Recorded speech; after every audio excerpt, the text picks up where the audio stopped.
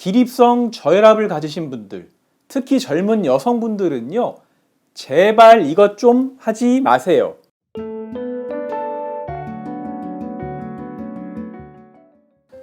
안녕하세요. 부천 으뜸한의원 대표원장 한의학 박사 박지영입니다. 앉았다 일어날 때 혹은 누워 계시다 일어날 때 핑 도는 어지럼증을 경험해 보신 분들 많으시죠?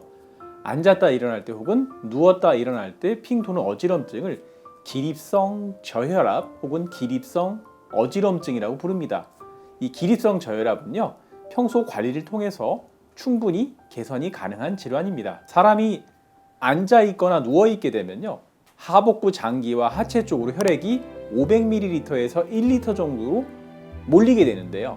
우리가 일어나면 우리 몸에서는 이 몰려있는 피를 상체로 올려주기 위한 작용을 합니다. 하체 정맥은 수축을 하고요. 심장 박동수는 늘어나게 됩니다.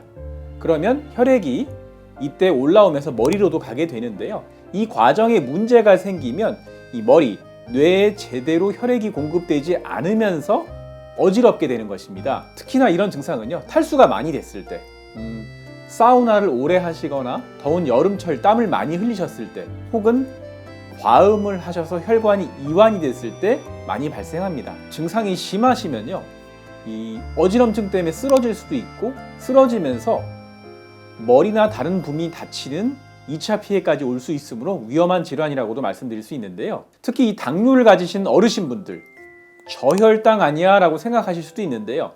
저혈당이 왔을 때 어지럼증은요, 신체의 특정 자세랑 상관없이 그냥 가만히 계셔서도 어지럽고, 이 기립성 저혈압은 앉았다 일어날 때, 누웠다 몸을 일으키실 때 어지러운 차이점이 있으니까 참고하시면 됩니다. 기립성 저혈압은요, 자리에 누워있을 때 혈압을 한번 재고요, 일어난 후에 5분 이내에 수축기 혈압이 20 이상 감소되면 기립성 저혈압을 진단합니다.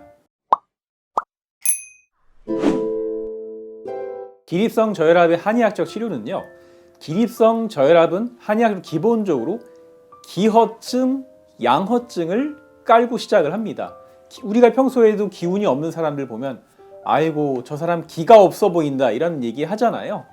이렇게 기립성 저혈압이 있는 분들 특징을 평상시에 보면요, 안색이 창백한 경우가 많고, 손발도 차고, 배가 차고, 음식에 민감하고 배탈이 자주 나시고요, 몸은 늘 피곤한데 특징을 보면 아침에 일어나기 너무 힘들어 하세요. 그리고 낮에는 기운이 없어서 꾸벅꾸벅 졸기도 하는데 밤에 주무시려고 누우시려면 잠을 못 자는 특징이 있고요. 그리고 또 특징적인 게 다리에 쥐가 난다는 말씀을 많이 하세요. 이럴 때는 양기를 북돋아주고 흐트러진 자율신경, 교감신경과 부교감신경의 균형을 잡아줄 수 있고, 마음을 편안하게 하는 한약을 개인 체질과 증상에 맞추어 처방하게 됩니다.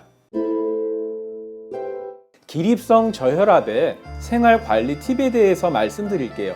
첫 번째, 본인이 드시고 계신 처방 약물을 한번 잘 보시는 게 좋습니다. 의외로 이 기립성 저혈압이 본인이 드시고 계신 약 때문에 유발되는 경우도 드물지 않게 많습니다. 평소 드시는 고혈압, 이뇨제, 항우울제, 전립선약, 도파민 작용제 등이 기립성 저혈압을 유발할 수도 있으므로 이 증상이 있으면 한 번쯤 의심해보고 처방해 주시는 주치의 선생님과 의논해 보시는 게 좋습니다. 두 번째, 근력 운동입니다.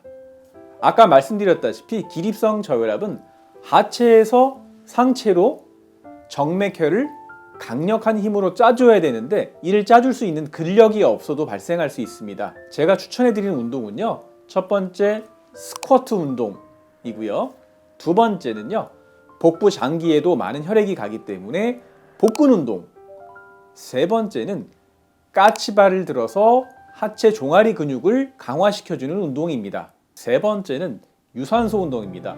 많은 분들이 기립성 저혈압에 좋은 운동하면 하체 운동만 생각하시는 경우가 많은데요, 유산소 운동도 심폐기능을 활성화해서 심장 박출을 도와줍니다. 일주일에 3번, 회당 30분 이상의 유산소 운동을 추천해드립니다. 네 번째는요, 충분한 수분 섭취입니다.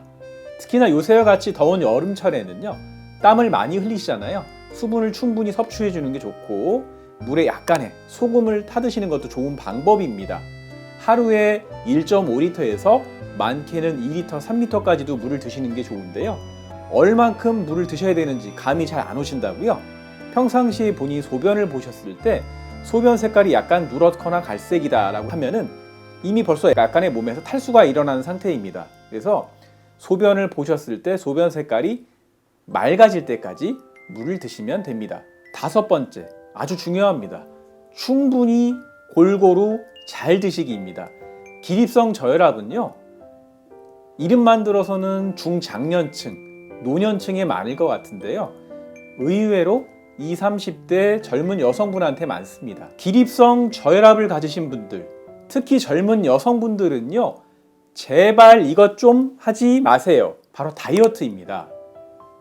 기립성 저혈압을 가지신 분들은요, 무조건 잘 드셔야 됩니다.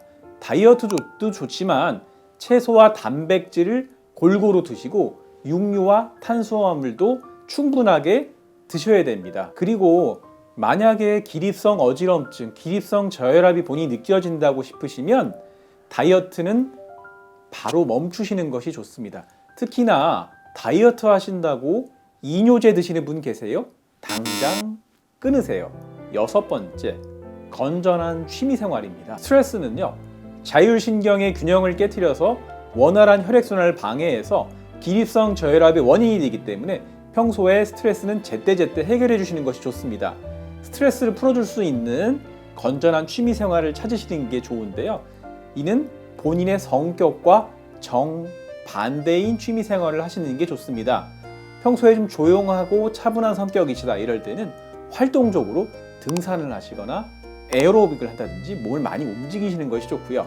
평소에 좀 활동적이고 밖에 나가는 걸 좋아하신다 하시는 분들은 가만히 앉아서 할 수 있는 요가나 명상, 바둑 같은 정적인 취미가 좋습니다. 7번째인데요.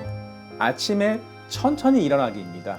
아침에 푹 주무시고 일어나셨을 때 혹은 의자나 소파에 오랫동안 앉았다 일어나셨을 때는요, 벌떡 일어나지 마시고요, 몇 번에 나누어서 일어나시는데요, 일어나실 때 침대나 소파를 살짝 잡고 잠깐 멈추고 좀 쉬었다가 다시 일어나고 이런 식으로 나누어서 일어나시는 것이 좋습니다. 네, 오늘은요, 앉았다 일어날 때 혹은 누웠다 일어날 때 머리가 핑 돌고 어지러운 기립성 저혈압에 대해서 말씀드렸는데요.